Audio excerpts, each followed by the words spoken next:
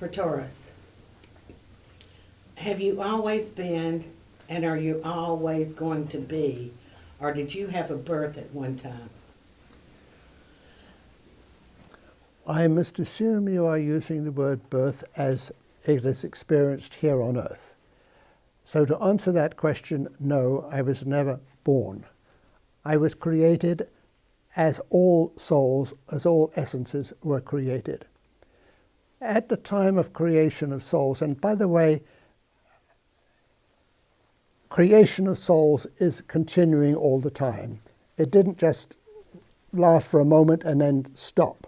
Souls are being created constantly for specific reasons that are not necessarily important for our discussion this evening. We may come back to that at some point.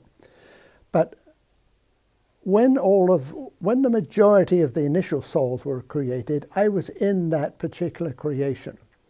Many of the souls, in fact, most of the souls, then decided that they wanted to experience the universe that had been created for them.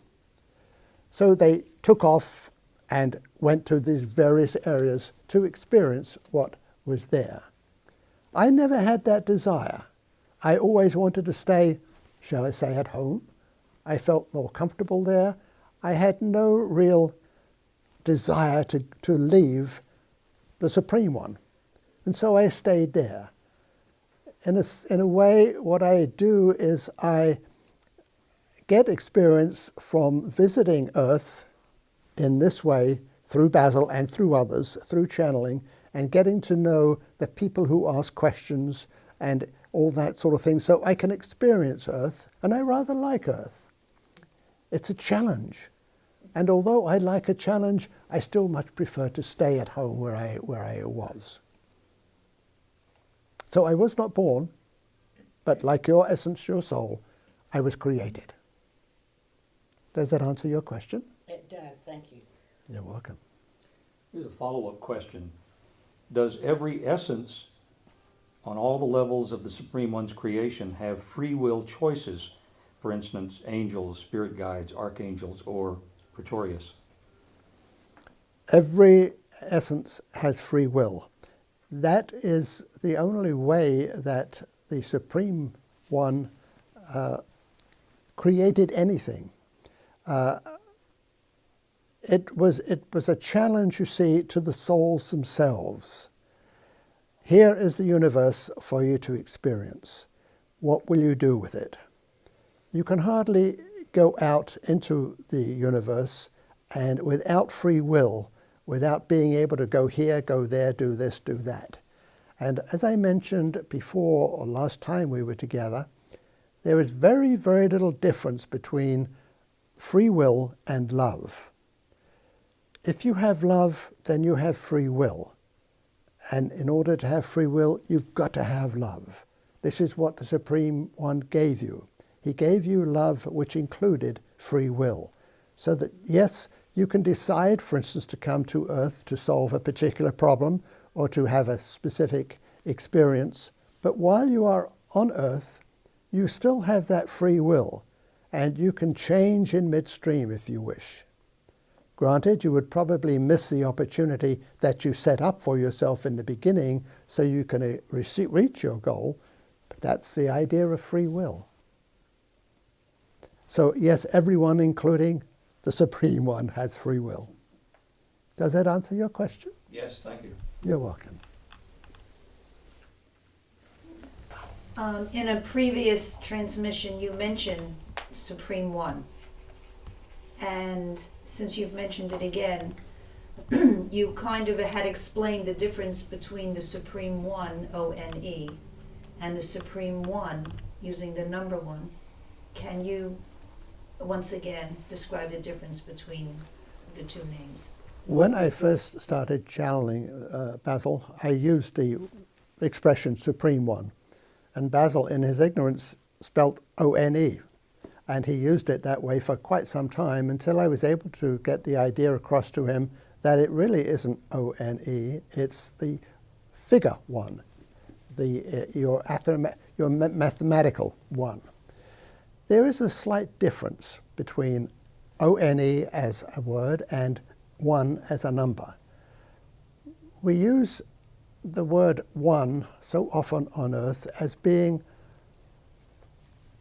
more than one thing. And I'm coming back to that in a moment when I'm going to talk to you about oneness, because this ties in. The figure 1, however, is only 1. That's all it is, nothing else but. It cannot be used for anything else. Even in today, your system of running computers relies on the figure of 1 and 0.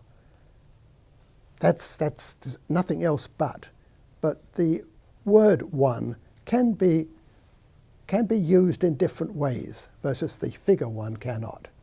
So let me come back to that 1, O-N-E, when I've been talking a lot lately through my messages of oneness. 1 and 1. 1 and 1 make 2.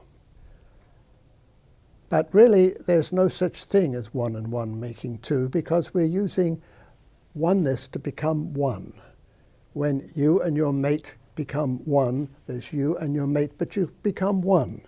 You're no longer 1 here and 1 there. As you develop that oneness with more and more people, no matter how many people you have, millions or billions, you become 1. You become oneness. There is a slight difference between that, you see, and the one figure, the Supreme One. There is only one Supreme One. Many people choose to use different names or titles for that Supreme One, which is fine. That's up to them. That's free will again, you see. But there's still only that figure 1. Does that answer your question? Yes, it does. Thank you. You're welcome. Pretorius, it's been said that there's soul groups, I've heard maybe 12, or we have like a soul family that we're a part of, and will we always be a part of no matter how each one of us evolve, or is that not the case? Are you referring to soul groups? Yes. Okay. Soul groups are an interesting aspect.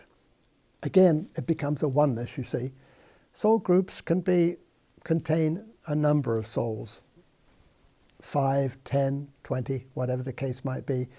These are groups of souls that desire to have similar type experiences and who have use of their free will in a similar kind of way. So that, let's say we've got a group of souls, let's say there are a dozen of them. If only 6 of those souls, those essences, decide to incarnate on Earth, what happens to those 6 is that as they then return to the afterlife and their group souls, they bring with them that experience which the souls who did not come to Earth can then grow from. It's not quite as good as being there, but it's certainly very good because you pick up all the nuances and you pick up their growth. Sort of like going to school and having a teacher stand in front of you and telling you what this means or what that means or how you do this or how you do that. Sometimes, almost every group in the soul will incarnate, leaving one back there. That one you could call, if you wish, the gatekeeper, because he is keeping the soul group together from above with the others learning in the world in their various ways. He stays there, and I use the word he, please don't take that in a bad way. That soul stays there so that it can communicate with every soul in its group and maintain a stability, if you will. It's a very important job that soul has, and it's invariably the oldest soul. And when I say oldest soul, I'm speaking about old in experience, not old in creation. Does that answer your question? Yes.